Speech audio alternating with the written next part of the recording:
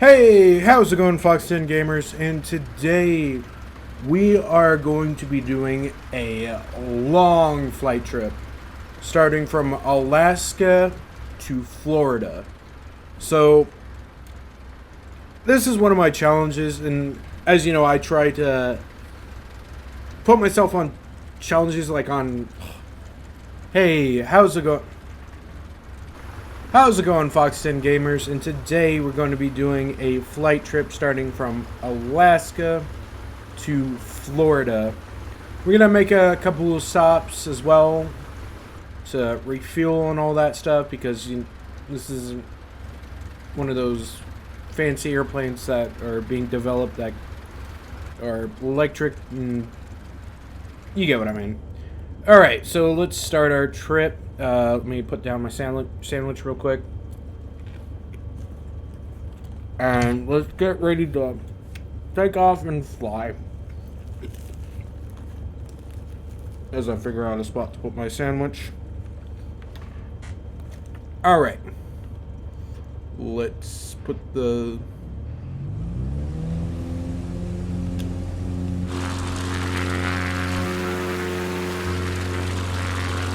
Crap.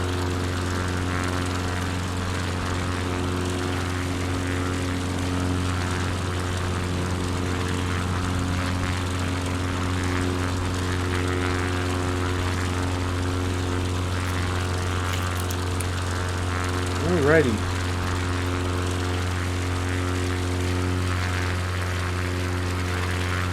Autopilot on while I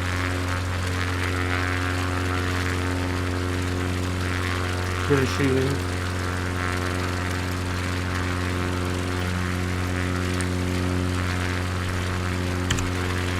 Also, while we're at it, let's put an audiobook on.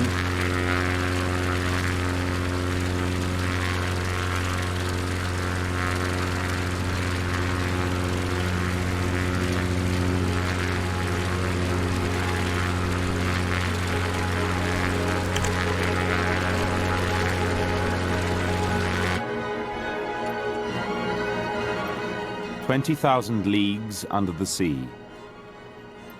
by Jules Verne.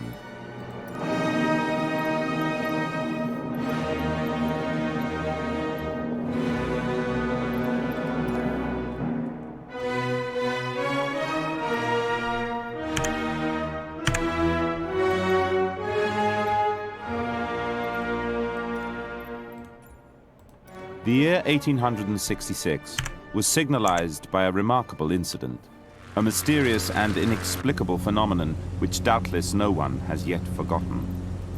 Rumors agitated the maritime population and excited the public mind. Even in the interior of continents, seafaring men were particularly excited. For some time past, vessels have been met by an enormous thing, a long object, spindle-shaped, occasionally phosphorescent, and infinitely larger and more rapid in its movements than a whale. The facts relating to this apparition, entered in various logbooks, agreed in most respects as to the shape of the object or creature in question, the untiring rapidity of its movements, and the peculiar life with which it seemed endowed.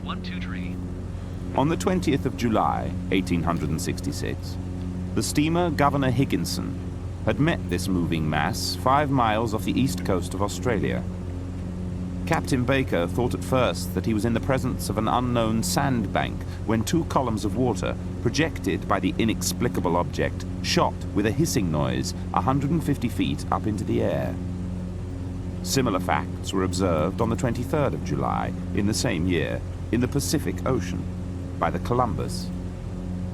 But it appeared that this extraordinary cetaceous creature could transport itself from one place to another with surprising velocity, as in an interval of 3 days, the Governor Higginson and the Columbus had observed it at 2 different points of the chart, separated by a distance of more than 700 nautical leagues.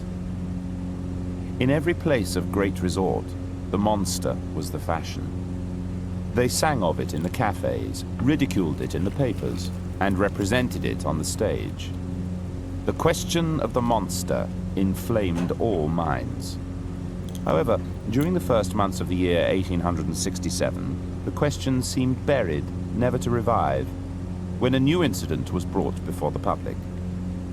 On the 13th of April, 1867, the Scotia of the Cunard Company's line found herself in 15 degrees 12 minutes longitude and 45 degrees 37 minutes latitude. She was going at the speed of 13 knots and a half.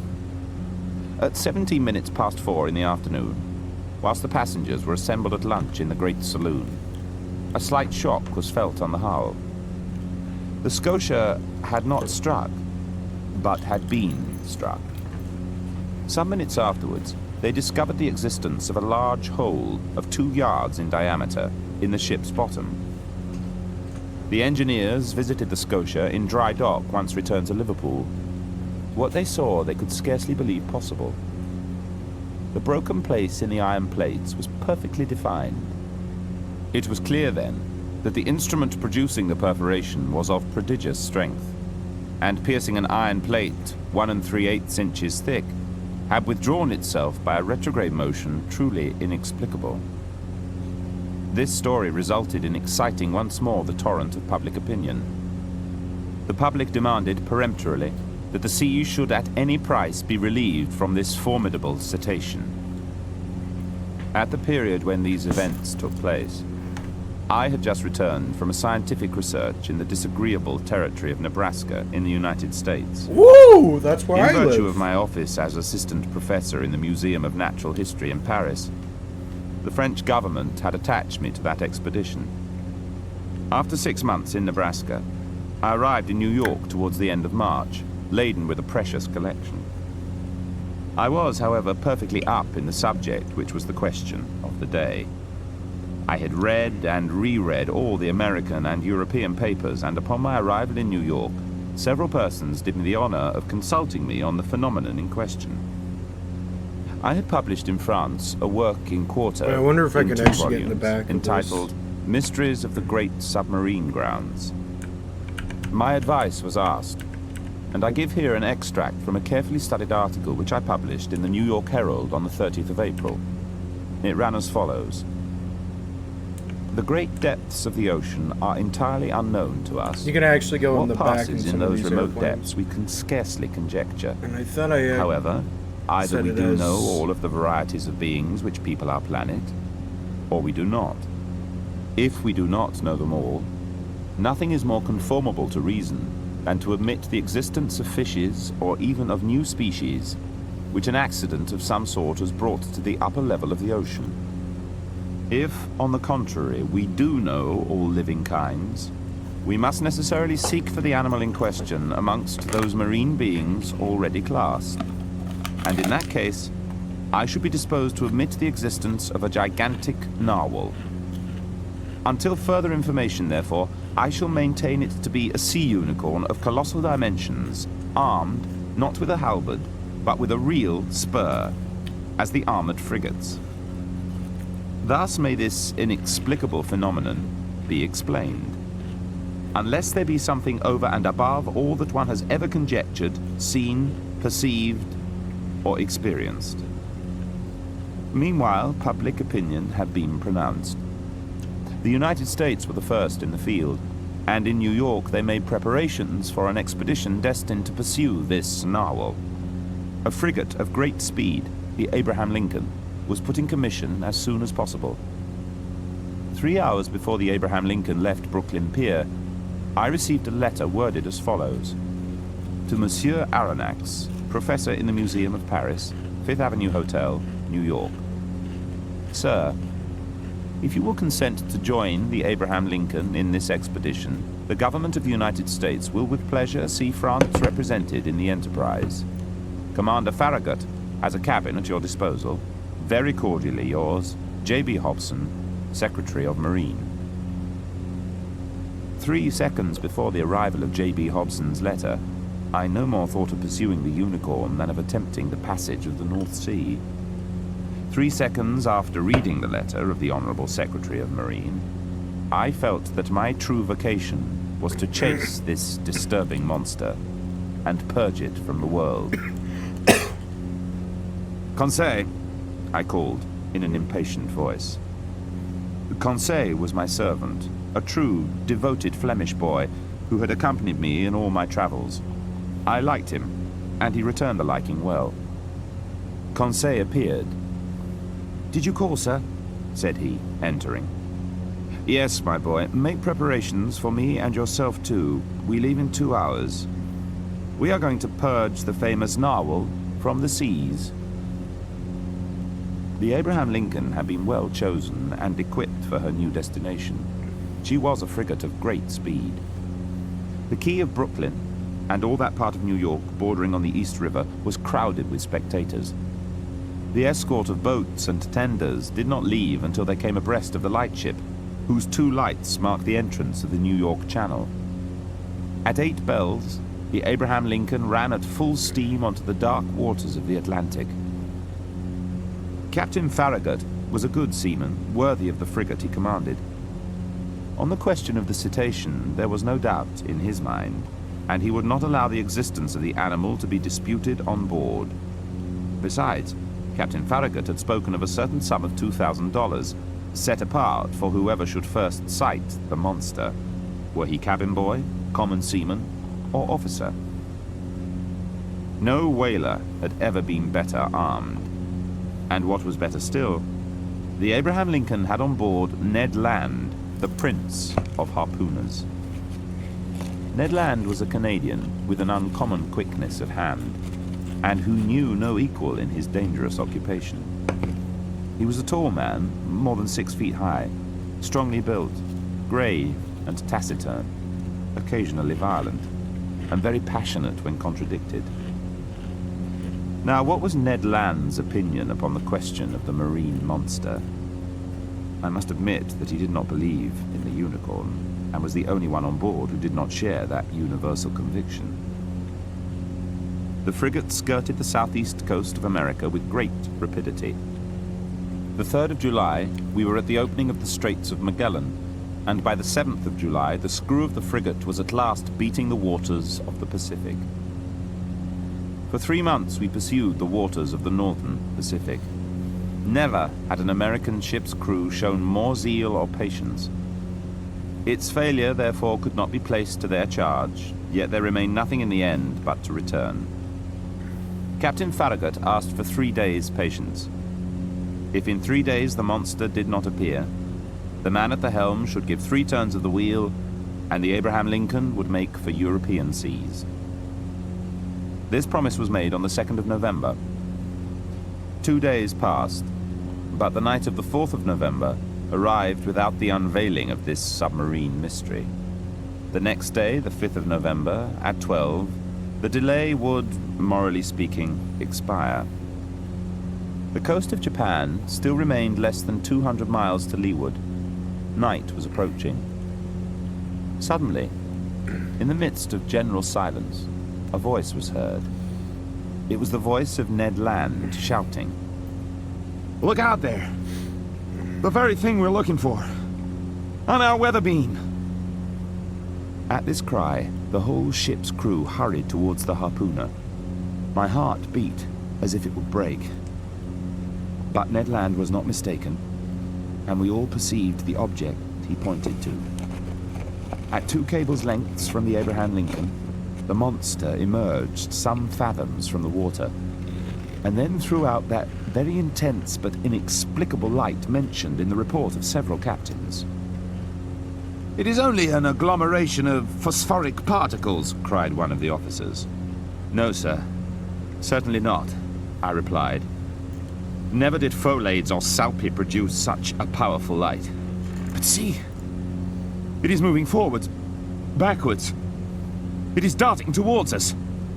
A general cry arose from the frigate. "Silence!" said the captain. "Up with the helm! Reverse the engines!" The steam was shut off, and the Abraham Lincoln, beating to port, described a semicircle. But the supernatural animal approached with a velocity double our own. We gasped for breath.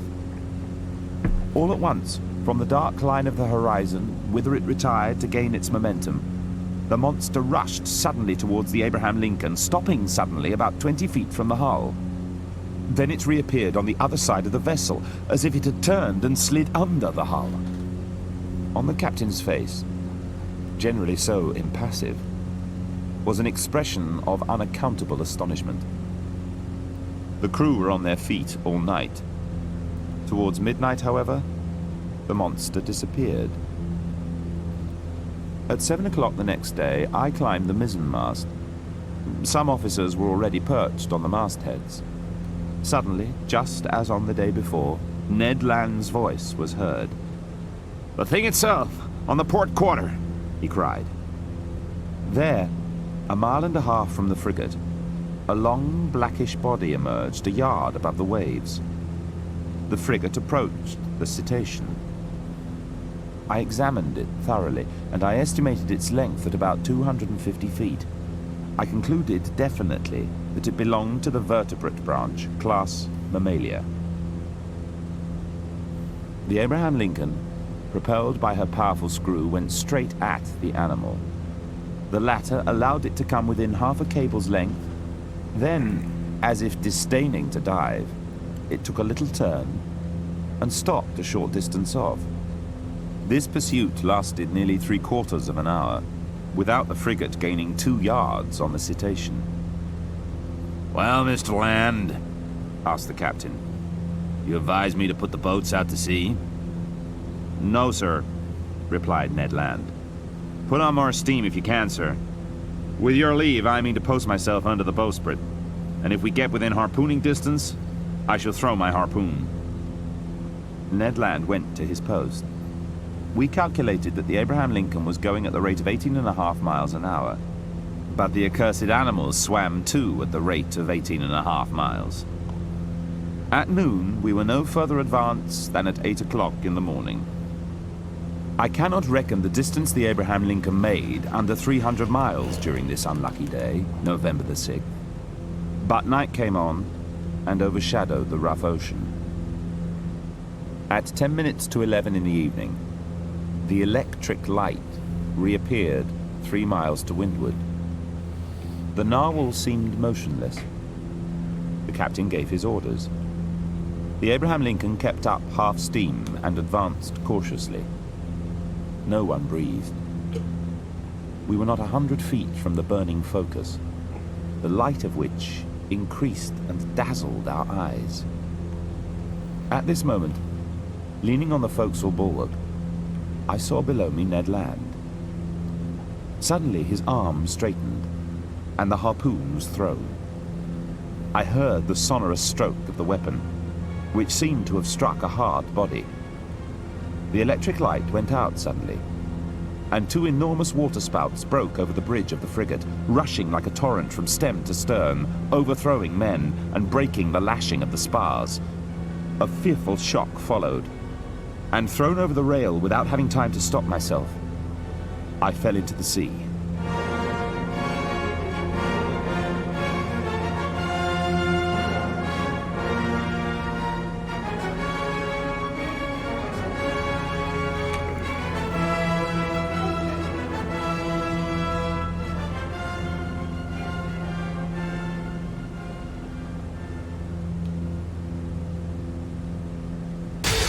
Nothing can prepare you That dragon marking? It's an invitation. Means you've been chosen. for Mortal Kombat, We don't have much time. the worldwide phenomenon.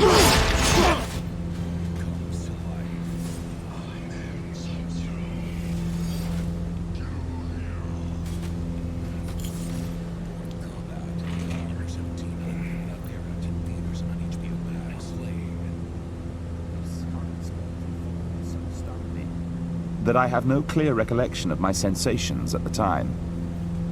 I was at first drawn down to a depth of about 20 feet. 2 vigorous strokes brought me to the surface of the water. My first care was to look for the frigate. Might I hope to be saved? The darkness was intense. I caught a glimpse of a black mass disappearing in the east. It was the frigate.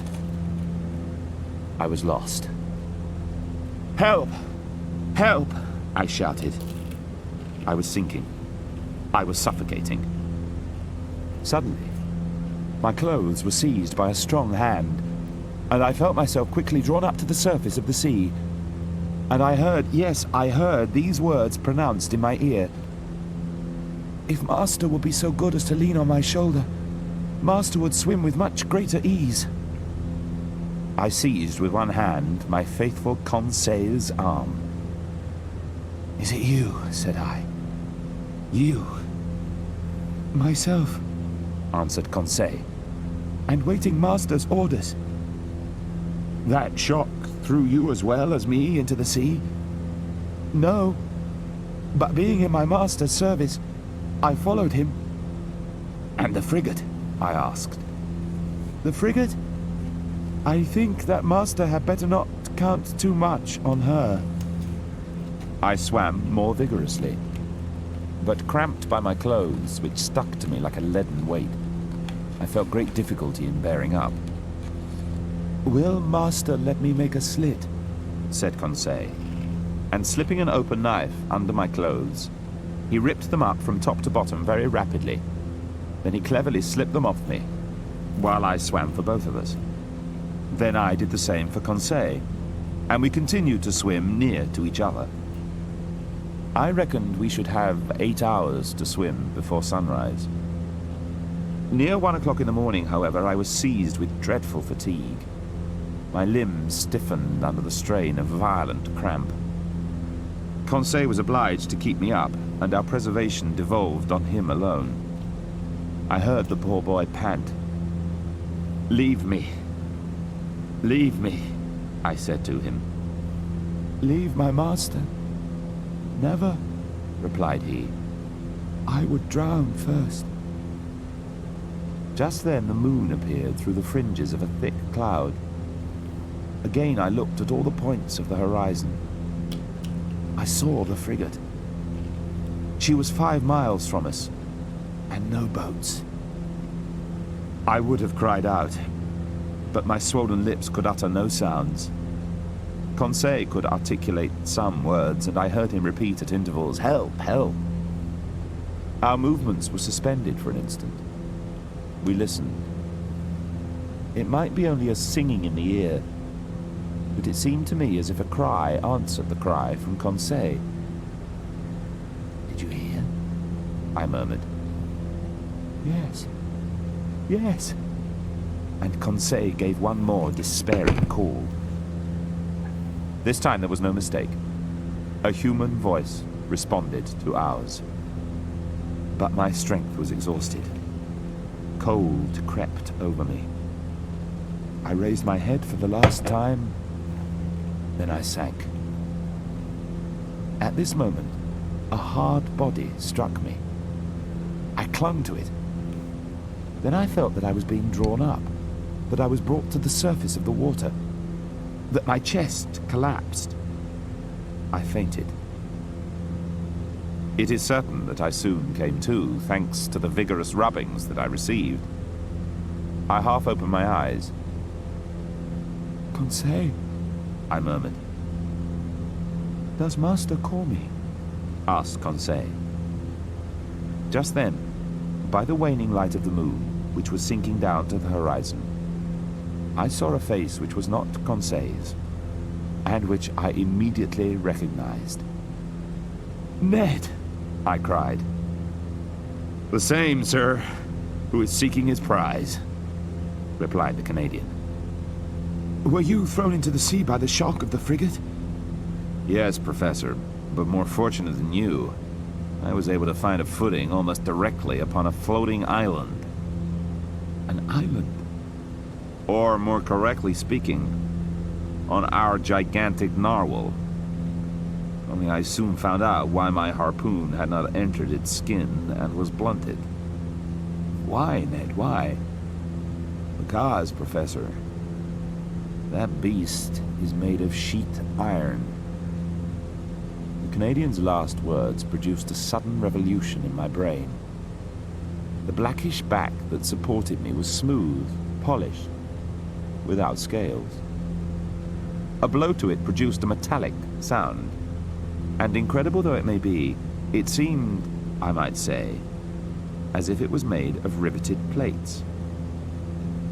We were lying upon the back of a sort of submarine boat, which appeared like a huge fish of steel. Just then a bubbling began at the back of this strange thing, which was evidently propelled by a screw, and it began to move. "As long as it sails horizontally," muttered Ned Land, "I do not mind. But if it takes a fancy to dive, I would not give 2 straws for my life." I searched all over the outside for an aperture, but the lines of the iron rivets were clear and uniform. At last, this long night passed.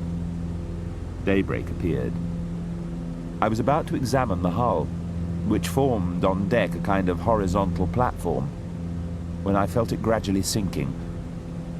"Oh, confound it!" cried Ned Land, kicking the resounding plate. "Open, you inhospitable rascals!" The sinking movement ceased. Suddenly a noise, like ironworks violently pushed aside, came from the interior of the boat. One iron plate was moved. A man appeared, uttered an odd cry, and disappeared immediately. Some moments after, 8 strong men with masked faces appeared noiselessly and drew us down into their formidable machine. Hardly had the narrow panel closed upon me when I was enveloped in darkness. I felt my naked feet cling to the rings of an iron ladder. At the bottom of the ladder, a door opened and shut after us immediately with a bang. We were alone. Suddenly, our prison was lighted. That is to say, it became filled with a luminous matter, so strong that I could not bear it at first. In its whiteness and intensity, I recognized that electric light which played round the submarine boat. After shutting my eyes involuntarily, I opened them and saw that this luminous agent came from a half-globe, unpolished, placed in the roof of the cabin. The sudden lighting of the cabin enabled me to examine it. It only contained a table and 5 stools. A noise of bolts was now heard. A door opened, and 2 men appeared. One was short, very muscular, broad-shouldered, with robust limbs, strong head, an abundance of black hair, and a thick moustache. The second stranger merits a more detailed description. He was tall, had a large forehead, straight nose, a clearly cut mouth, beautiful teeth, with fine, tapered hands, indicative of a highly nervous temperament. This man was certainly the most admirable specimen I had ever met. Evidently the chief on board, he examined us with great attention, without saying a word. Then turning to his companion, talked with him in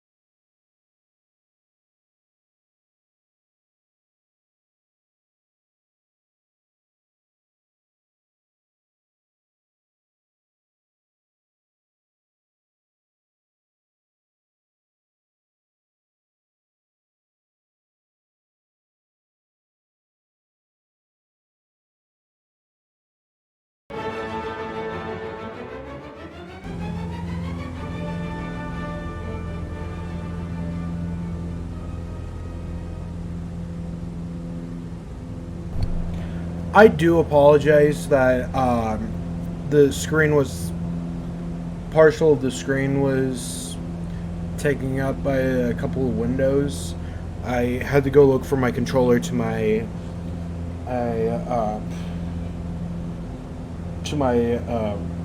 what was computer. I can't even think straight. So yeah, I do apologize for that. Let me see if this is. Let me go to a commercial. So yeah, I had to turn on the TV screen.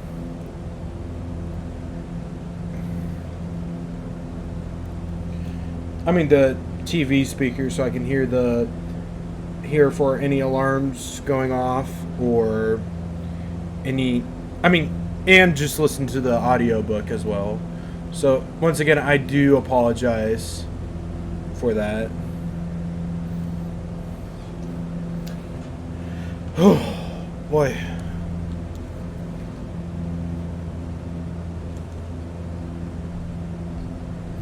Alright, I'm gonna turn off the microphone so you don't have to hear my air conditioning.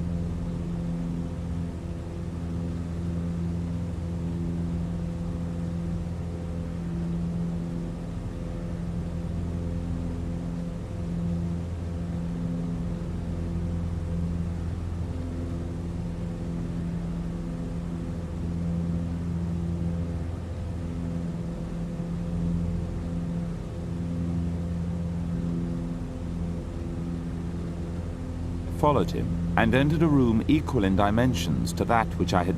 He rose. I followed him and entered a room equal in dimensions to that which I had just quitted. It was a library. I looked with real admiration at this room, so ingeniously fitted up, and I could scarcely believe my eyes. He then opened a door which stood opposite to that by which I had entered the library, and I passed into an immense drawing room. It was a vast four-sided room, 30 feet long, 18 wide and 15 high. It was in fact also a museum, in which an intelligent and prodigal hand had gathered all the treasures of nature and art. Captain Nemo then conducted me towards the bow, and there I found, not a cabin, but an elegant room with a bed, dressing table, and several other pieces of furniture. I could only thank my host. "Your room adjoins mine," said he, opening a door, "and mine opens into the drawing room that we have just quitted." We then entered the captain's room, and he pointed to a seat. "Sir," he said, showing me the instruments hanging on the walls of his room, "here are the contrivances required for the navigation of the Nautilus. Some are known to you." "These are mostly the usual nautical instruments," I replied. "But these instruments, the use I cannot guess." "Here, Professor, I ought to give you some explanations. There is a powerful agent which reigns supreme on board my vessel. This agent is electricity." "Electricity?" I cried in surprise. "Yes, sir. But my electricity is not everybody's. You know what seawater is composed of? In 1,000 grams are found 96.5% of water and about 2 2/3% of chloride of sodium. This sodium I extract from seawater, and from it I compose my ingredients. This produces electricity. And electricity gives heat, light, motion, and in a word, life to the Nautilus. But not the air you breathe. Oh, I could manufacture the air necessary for my consumption, but it is useless, because I go up to the surface of the water when I please. It is marvelous. We have not finished, Monsieur Aronnax, said Captain Nemo, rising. I followed Captain Nemo and arrived at the center of the boat. An iron ladder fastened with an iron hook to the partition led upwards. I asked the captain what the ladder was used for. It leads to the small boat, he said. What? Have you a boat? I exclaimed in surprise. But then, when you wish to embark, you are obliged to come to the surface of the water. Not at all. This boat is attached to the upper part of the hull of the Nautilus. It is decked quite watertight and held together by solid bolts. I undo the bolts, and the little boat goes up to the surface of the sea with prodigious rapidity. I then open the panel of the bridge, carefully shut till then. I mast it, hoist my sail, take my oars, and I'm off. But how do you get back on board? Why, the Nautilus comes to me. By your orders? By my orders. An electric thread connects us. I telegraph to it, and that is enough. But how could you construct this wonderful Nautilus in secret? Each separate portion, Monsieur Aronnax, was brought from different parts of the globe. But these parts had to be put together and arranged. Professor, I had set up my workshops upon a desert island in the ocean. Then the cost of this vessel is great. Indeed. One last question, Captain Nemo. Ask it, Professor. You are rich? Immensely rich, sir. I could, without missing it, pay the national debt of France. I stared at the singular person who spoke thus. Was he playing upon my credulity? The future would decide that. The portion of the terrestrial globe which is covered by water is estimated at upwards of 80 millions of acres. The Pacific Ocean extends from north to south between the two polar circles, and from east to west between Asia and America. Such was the ocean that my fate destined me first to travel through under these strange conditions. Sir, said Captain Nemo, we will, if you please, take our bearings and fix the starting point of this voyage. I will go up again to the surface. The captain pressed an electric clock 3 times. The needle of the manometer marked by a different pressure the ascent of the Nautilus. Then it stopped. We have arrived, said the captain.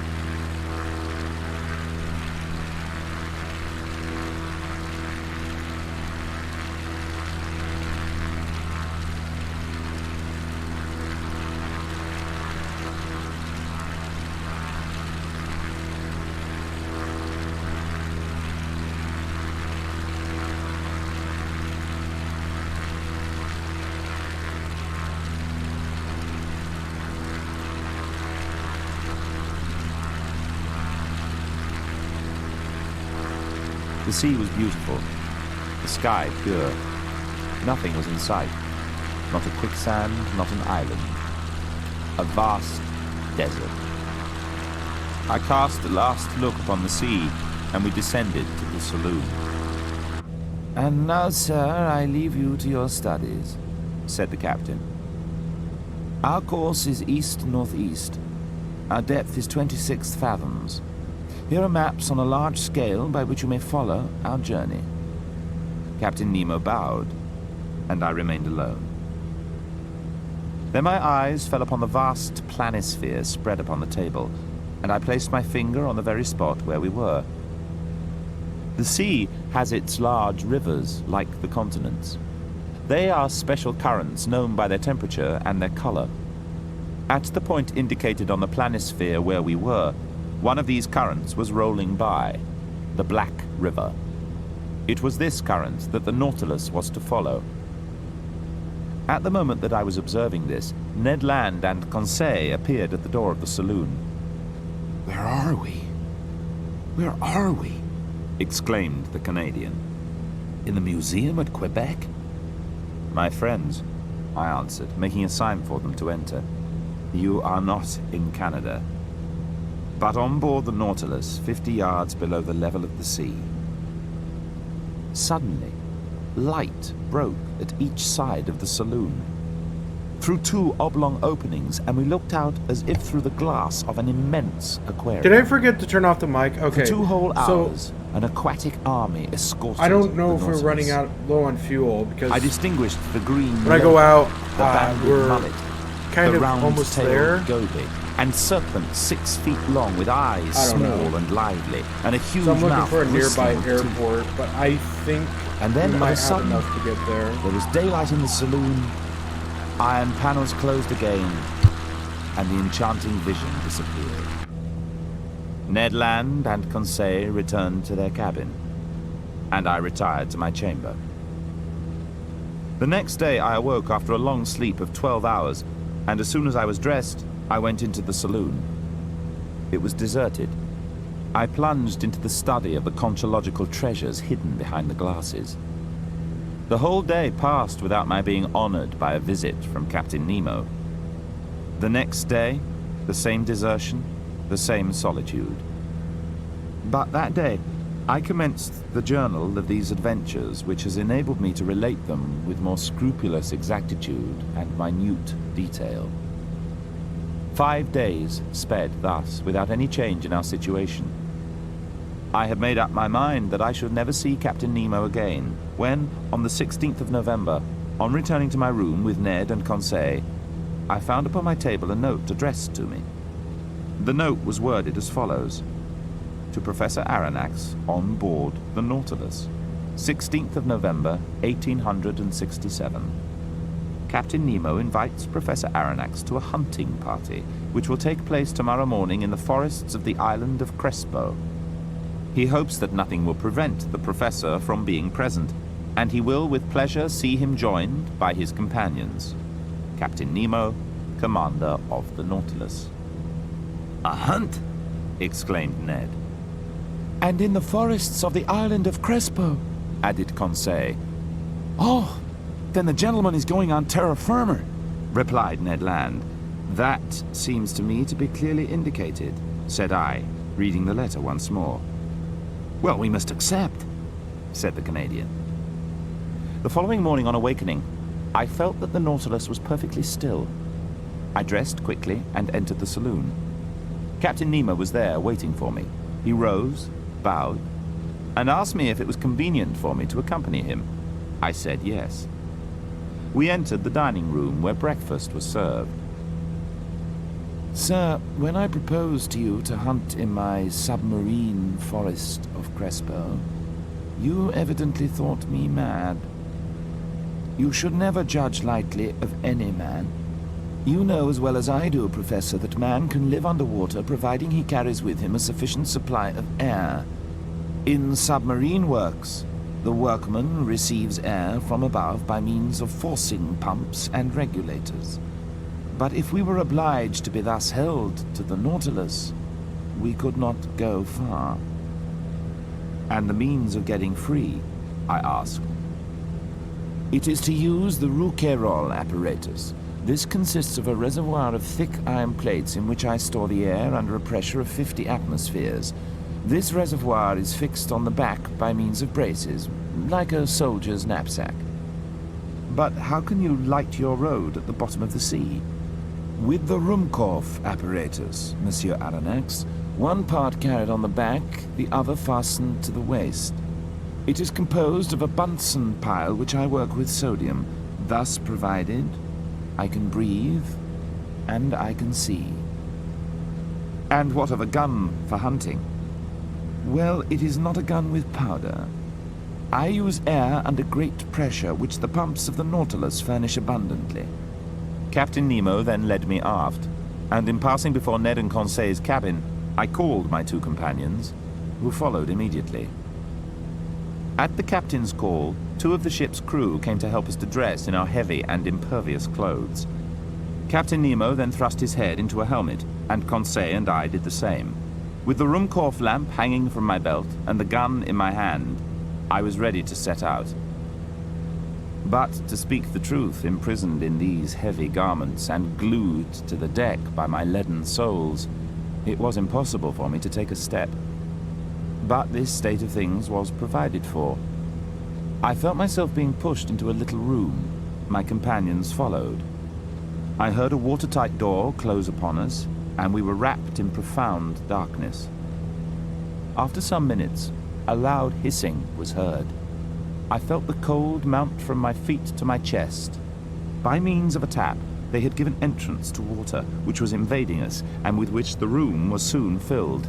A second door, cut in the side of the Nautilus, then opened. In another instant, our feet trod the bottom of the sea. The light, which lit the soil 30 feet below the surface of the ocean, astonished me by its power. The solar rays shone through the watery mass easily and dissipated all color. Truly, this water which surrounded me was but another air, denser than the terrestrial atmosphere, but almost as transparent. We were walking on fine, even sand, not wrinkled, as on a flat shore. I recognized magnificent rocks hung with a tapestry of zoophytes of the most beautiful kind. Soon the nature of the soil changed. To the sandy plain succeeded an extent of slimy mud. We then traveled over a plain of seaweed of wild and luxuriant vegetation. We had quitted the Nautilus about an hour and a half. It was near noon. I knew by the perpendicularity of the sun's rays. The magical colors disappeared by degrees, and the shades of emerald and sapphire were effaced. At this moment, Captain Nemo stopped. He waited till I joined him, and then pointed to an obscure mass looming in the shadow at a short distance. "It is the forest of the island of Crespo," thought I, and I was not mistaken. This forest was composed of large tree plants, and the moment we penetrated under its vast arcades, I was struck by the singular position of their branches, all stretched up to the surface of the ocean. In about an hour, Captain Nemo gave the signal to halt. I, for my part, was not sorry, and we stretched ourselves under an arbor of Alarii and fell asleep. How long I remained buried in this drowsiness I cannot judge, but when I woke, the sun seemed sinking towards the horizon.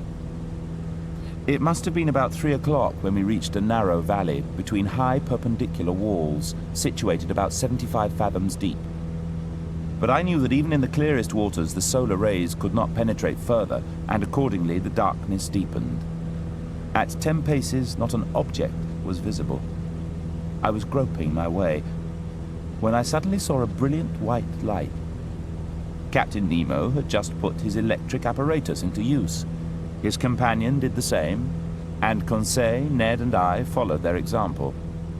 Captain Nemo was still plunging into the dark depths of the forest. Several times I saw Captain Nemo stop, put his gun to his shoulder, and after some moments drop it and walk on. At last, after about 4 hours, this marvelous excursion came to an end. A wall of superb rocks in an imposing mass rose before us. It was the prop of the island of Crespo. It was the Earth. Captain Nemo stopped suddenly. Here ended his domains, and he would not go beyond them. The return began. The new road we took was very steep, and consequently very painful. We approached the surface of the sea rapidly. But this return to the upper strata was not so sudden as to cause relief from the pressure too rapidly, which might have brought on internal lesions so fatal to divers. We walked amidst shoals of little fishes of all kinds, more numerous than the birds of the air. But no aquatic game worthy of a shot had as yet met our gaze, when at that moment I saw the captain shoulder his gun quickly and follow a moving object into the shrubs. He fired. I heard a slight hissing, and a creature fell stunned at some distance from us. It was a magnificent sea otter. Captain Nemo's companion took the beast, threw it over his shoulder, and we continued our journey. For 2 hours we followed sandy plains. Then, guided by the electric light, we reached and re-entered the Nautilus.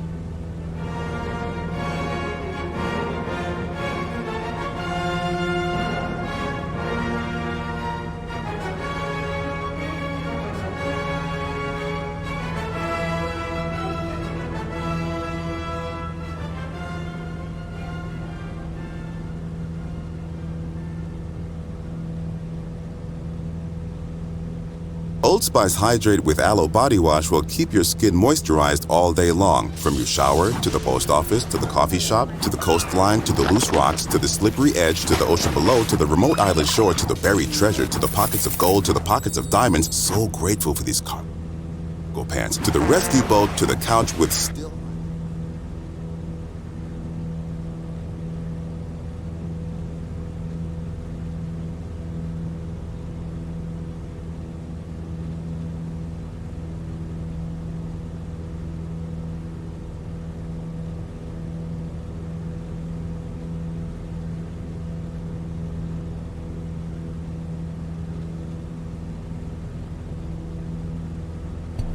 Okay, so I have figured out why this one is like running low on fuel. I mean, why this has this amount of fuel here and why this one has more fuel here is because the fuel is located over here on this side. So it's using this fuel right here right now, and I don't know if this is just they're using, if the airplane's being used. I mean, how can I put this? If both of the fuel tanks are being used, shit, that doesn't make sense though, because the weight distribution. But it could be, though, because I do think the fuel is located in here. I do believe. So, yeah. Alright. So, yeah.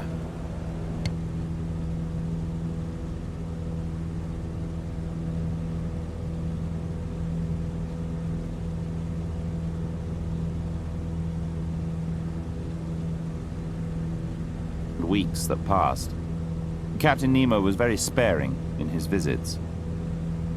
At 3 o'clock in the morning of the 26th of November, the Nautilus crossed the Tropic of Cancer at 172 degrees longitude.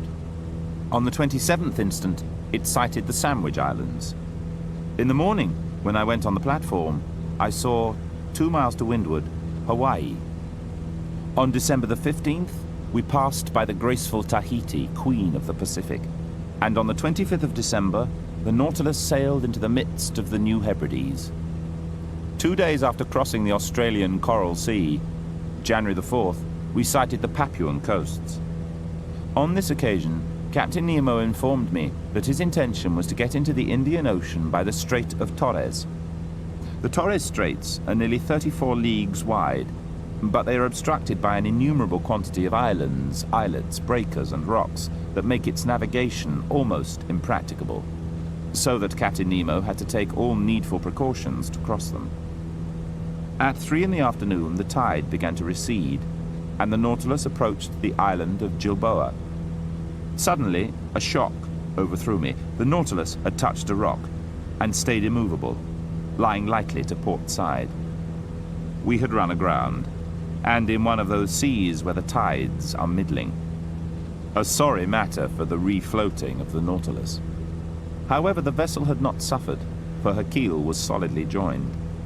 I was reflecting thus when the captain, cool and calm, always master of himself, approached me. "An accident?" I asked. No, an incident. "But an incident that will oblige you perhaps to become an inhabitant of this land from which you flee?" Captain Nemo looked at me curiously and made a negative gesture. The tides are not strong in the Pacific, but in Torres Straits one finds still a difference of 1.5 yards between the level of high and low seas. Today is January the 4th, and in 5 days the moon will be full. I should be very much astonished if that complacent satellite does not raise these masses of water sufficiently. Having said this, Captain Nemo, followed by his lieutenant, redescended to the interior of the Nautilus. "Well, sir?" asked Ned Land, who came up to me after the departure of the captain. Well, friend Ned, we will wait patiently for the tide. "Sir, this piece of iron will navigate neither on or under the sea again. It is only fit to be sold for its weight. I think, therefore, that the time has come to part company with Captain Nemo. Friend Ned, flight might be possible if we were in sight of the English or Provençal coasts, but on the Papuan shores, it is another thing. But there is an island. On that island there are trees. Under those trees, terrestrial animals, bearers of cutlets and roast beef, to which I would willingly give a trial." In this, friend Ned is right, said Conseil, and I agree with him. Could not Master obtain permission from his friend Captain Nemo to put us on land? "I can ask him, but he will refuse." To my great surprise, however, Captain Nemo gave me the permission I asked for, and he gave it very agreeably, without even exacting from me a promise to return to the vessel. At 8 o'clock, therefore, armed with guns and hatchets, we got off the Nautilus. Ned Land could not restrain his joy. He was like a prisoner that had escaped from prison. At 8:30, the Nautilus boat ran softly aground on a heavy sand. I was much impressed. The whole horizon was hidden behind a beautiful curtain of forests. Enormous trees, the trunks of which attained a height of 200 feet, were tied to each other by garlands of bindweed. But without noticing all the beautiful specimens of Papuan flora, the Canadian abandoned the agreeable for the useful. He discovered a cocoa tree, beat down some of the fruit, broke them, and we drank the milk and ate the nut. "Excellent," said Ned Land. Exquisite, replied Conseil. "And I do not think," said the Canadian, "that the captain would object to our introducing a cargo of cocoa nuts on board." One word only, Master Land, I said. Cocoa nuts are good things, but before filling the canoe with them, it would be wise to reconnoiter and see if the island does not produce some substance not less useful. Fresh vegetables would be welcome. Master is right, replied Conseil. So let us continue, I returned. Chance rewarded our search, and at last, at 5 o'clock in the evening, loaded with our riches, we quitted the shore, and half an hour after, we hailed the Nautilus. The next day we set off again.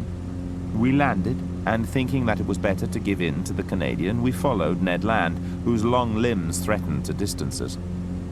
After crossing a rather large prairie, we arrived at the skirts of a little wood that was enlivened by the songs and flight of a large number of birds.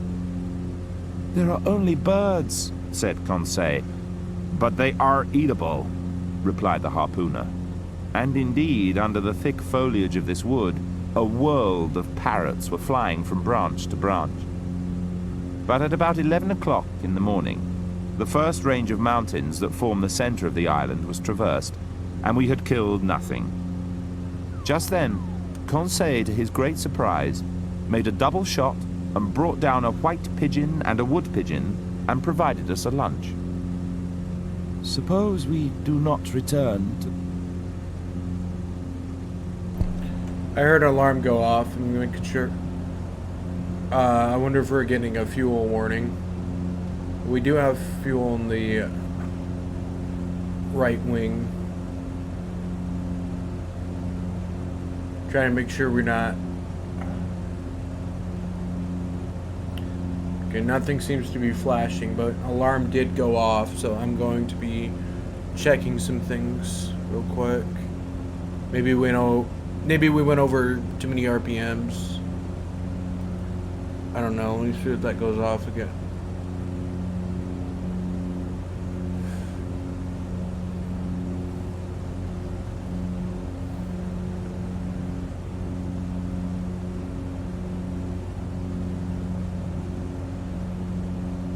Right. That's still at 100%. Let's see if we can... Alright. We're coming up towards land, so... Our first journey... our first part of the journey is coming towards an end. But I will, I'm just going to take a small break once we land. Actually, how long, let me check the map real quick. Oh, we still got a little bit of, right. Let's check for a runway real quick.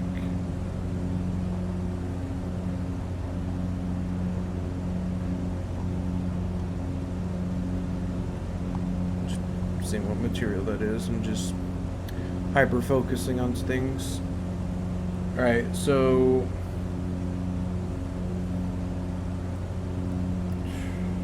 we could look for a runway, an airport,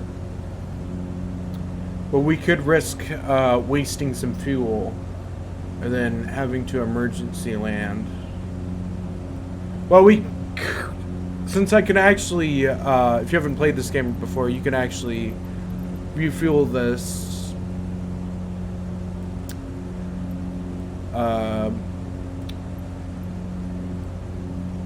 So, if we have to emergency land, I could just say we went to go get fuel, I guess. I don't know. That could be a good thing to say. Alright. Yeah, I made the decision we're gonna go look for a runway. We're gonna actually follow this coastline. Is that what it's called? Coastline? I don't know. Okay, we're gonna turn off the autopilot now.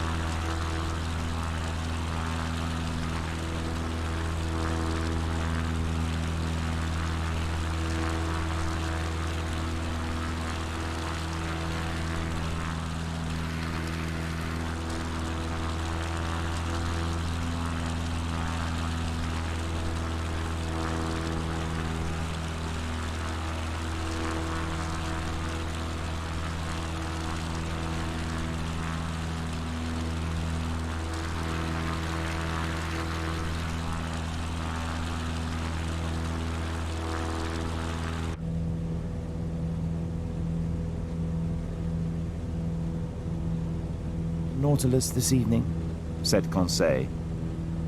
Suppose we never return, added Ned Land. But just then a stone fell at our feet and cut short the harpooner's proposition. We looked at the edge of the forest without rising. A second stone, carefully aimed, was thrown. We all three arose, shouldered our guns, and were ready to reply to any attack. "Is it apes?" cried Ned Land. "Very nearly. It is savages. To the boat!" I cried. Now stones and arrows fell thickly. To load the boat with provisions and arms, to push it out to sea and ship the oars, however, was the work of an instant. 20 minutes later, we were on board the Nautilus. I descended to the drawing room, from whence I heard some chords. Captain Nemo was there, bending over his organ and plunged in a musical ecstasy. "Captain!" He shuddered, and turning round said, "Ah, it is you, Professor. Well, have you had a good hunt? Have you botanized successfully?" "Yes, Captain, but we have unfortunately brought a troop of bipeds whose vicinity troubles me." "What bipeds?" "Savages." "Savages?" he echoed ironically. "Monsieur Aronnax, when all the natives of Papua are assembled on this shore, the Nautilus will have nothing to fear from their attacks." And indeed the night slipped away without any mischance. At 6 o'clock the next morning, I went up onto the platform. The dawn was breaking, and the natives were there. More numerous than on the day before, 400 or 600 perhaps. Some of them, profiting by the low water, had come onto the coral. At less than 2 cable lengths from the Nautilus, I distinguished them easily. They were true Papuans, with athletic figures, men of good race. During low water they roamed about near the Nautilus, but were not troublesome. By their gestures I understood that they invited me to go on land, an invitation that I declined. Having nothing better to do, I thought of dragging these beautiful limpid waters under which I saw a profusion of shells, zoophytes, and marine plants. I therefore called Conseil, who brought me a little light drag. And just when I expected it least, after 2 hours' fruitless search, I put my hand on a wonder. "This shell," I said, holding up the object of my triumph. "My boy, it is a left shell." Shells are all right-handed, with rare exceptions. And when by chance their spiral is left, amateurs are ready to pay their weight in gold. Conseil and I were absorbed in the contemplation of our treasure when a stone, unfortunately thrown by a native, struck against and broke the precious object in Conseil's hand. I uttered a cry of despair. Conseil took up his gun and aimed at a savage who was poising his sling at 10 yards from him. I would have stopped him, but his blow took effect and broke the bracelet of amulets which encircled the arm of the savage. "Conseil!" cried I. "Conseil! Well, sir, do you not see that the cannibal has commenced the attack?" "A shell is not worth the life of a man," said I. Conseil was in earnest, but I was not of his opinion. However, the situation had changed. A score of canoes surrounded the Nautilus, and a shower of arrows alighted on her. I rushed on board and into the saloon, but finding no one there, I ventured to knock at the door that opened into the captain's room. "Come in," was the answer. I entered and found Captain Nemo deep in algebraical calculations. "I am disturbing you," said I, for courtesy's sake.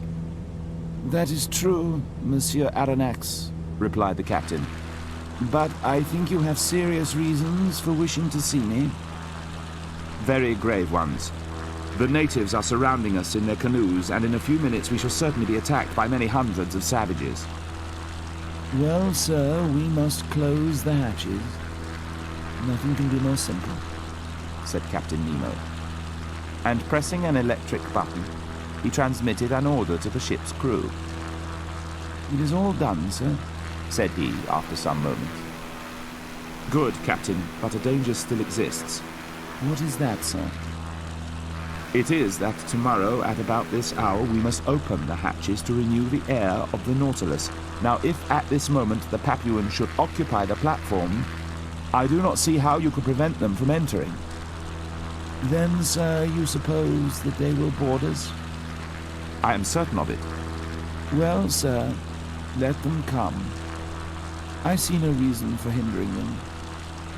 After all, these Papuans are poor creatures, and I am unwilling that my visit to their island should cost the life of a single one of these wretches. At 6 the next morning I rose. The hatches had not been opened. The inner air was not renewed, but the reservoirs, filled ready for any emergency, were now resorted to. At 25 to 3, Captain Nemo appeared in the saloon. "We are going to start," said he. "Ah," replied I. "I have given the order to open the hatches. "Will the Papuans not come inside the Nautilus?" Monsieur Aronnax," quietly answered Captain Nemo, "they will not enter the hatches, even if they were open." I looked at the captain.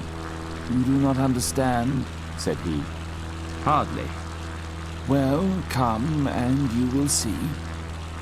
I directed my steps towards the central staircase. The port lids were pulled down inside. 20 horrible faces appeared. But the first native who placed his hand on the stair rail, struck from behind by some invisible force, I know not what, fled, uttering the most fearful cries and making the wildest contortions. 10 of his companions followed him. They met with the same fate. The answer was simple. It was no rail, but a metallic cable charged with electricity from the deck. The exasperated Papuans had beaten a retreat, paralyzed with terror. At this moment, the Nautilus, raised by the last waves of the tide, quitted her coral bed and the dangerous passes of the Strait of Torres. On the 13th of January, Captain Nemo arrived in the Sea of Timor and recognized the island of that name in 122 degrees longitude.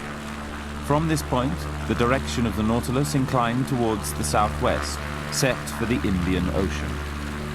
So we progressed, incessantly charmed by some new marvel. The days passed rapidly away, and I took no account of them. Thus, this life seemed easy and natural, but something happened to recall us to the strangeness of our situation. On the 18th of January, the Nautilus was in 105 degrees longitude and 15 degrees south latitude. The weather was threatening, the sea rough and rolling. There was a strong east wind. I went up onto the platform, and almost directly I saw Captain Nemo appear with a glass looking towards the horizon. Upon an order from Captain Nemo, the engine, increasing its propelling power, made the screw turn more rapidly. I felt very much puzzled, and so descended to the drawing room, took out an excellent telescope, and returned to the platform. But my eye was no sooner applied to the glass than it was quickly snatched out of my hands. I turned round. Captain Nemo was before me, but I did not know him. His face was transfigured. Had I unwittingly provoked this fit of anger? "Monsieur Aronnax," he said in rather an imperious tone, "I require you to keep one of the conditions that bind you to me." "What is it, Captain?" "You must be confined with your companions until I think fit to release you." "You are the master," I replied. Then 4 of the crew conducted the 3 of us to that cell where we had passed our first night on board the Nautilus. I told my companions what had passed, and they were as much astonished as I. But my cogitations were disturbed by these words from Ned Land. "Hello, breakfast is ready." And indeed the table was laid. We sat down to table, and the meal was eaten in silence. Just then, the luminous globe that lighted the cell went out and left us in total darkness. Ned Land was soon asleep, and what astonished me was that Conseil went off too into a heavy sleep. A painful suspicion seized me.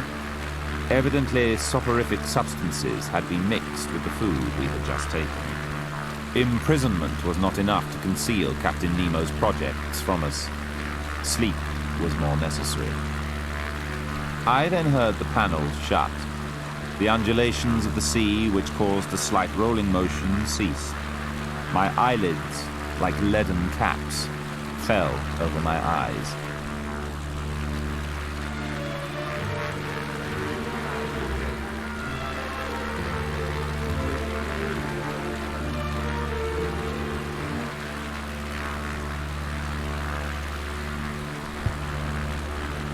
Alrighty, we're almost towards the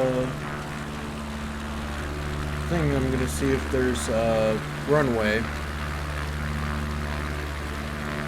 This little dot over here. Hopefully it is, but I could possibly turn back. And there was some sort of road that looked like a runway as well. Looked like a private runway.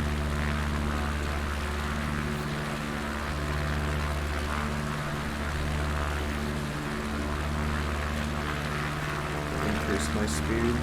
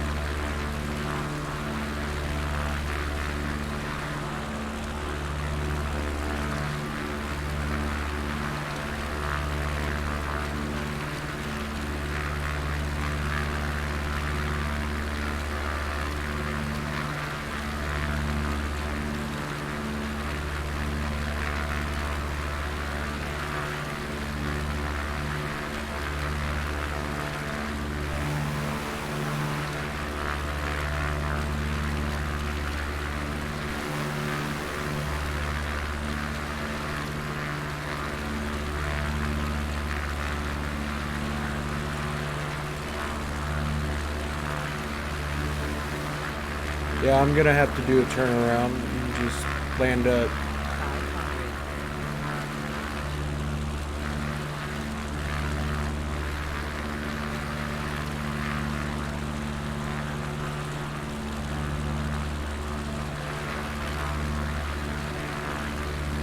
Because there doesn't really seem to be a runway. You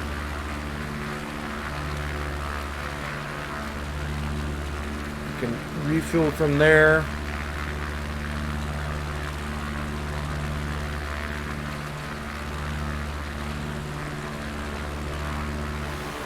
If I can find it.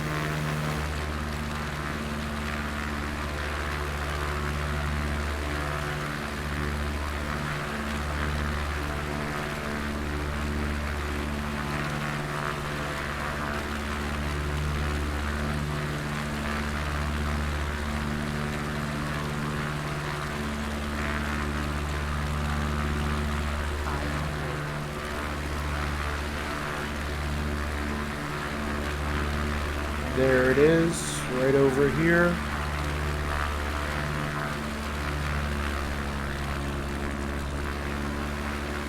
That does seem like enough to just try to land it like right there.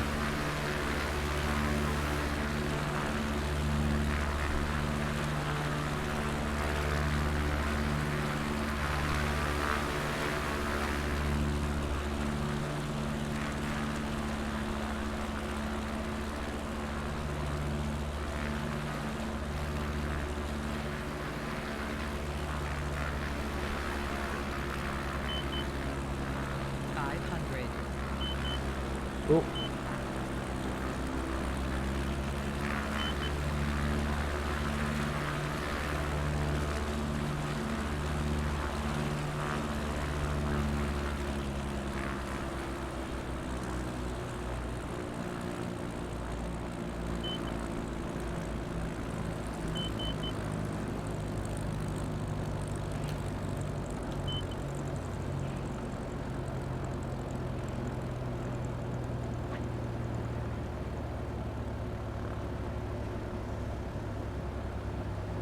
Ooh, we have... Oh, don't tell me the game crashed. The game crashed on me. Nice. So, we'll take a small break. Maybe it'll... Probably because it didn't... Maybe it freaked out because it didn't know where I was, or it didn't calibrate if I crashed or not, so it just shit itself, and then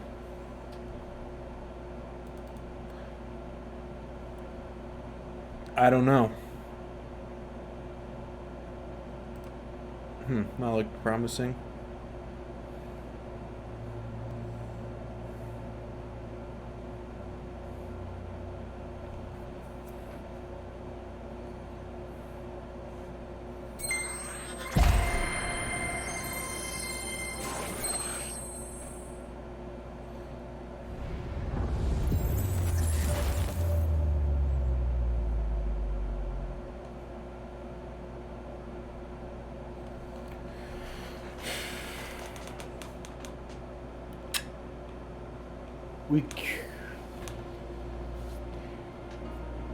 Yeah, it doesn't seem like it's gonna remember where I was. So what I'm thinking is we could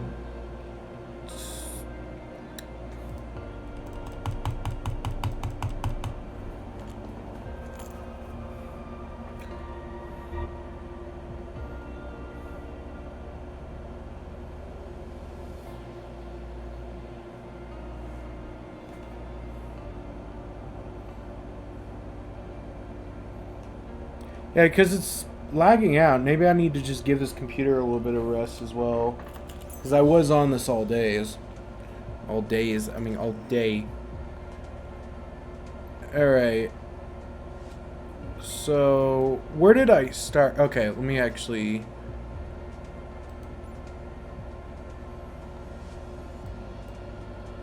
Then... That's where I was supposed to go, I think.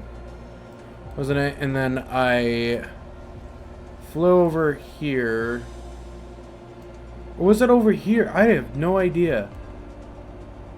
Yeah, I think it was over here. No, it was farther out. I flew over here, crossed the sea, I think. Or whatever that part is called. And then said I was going to land over here. So, I don't know if... Huh.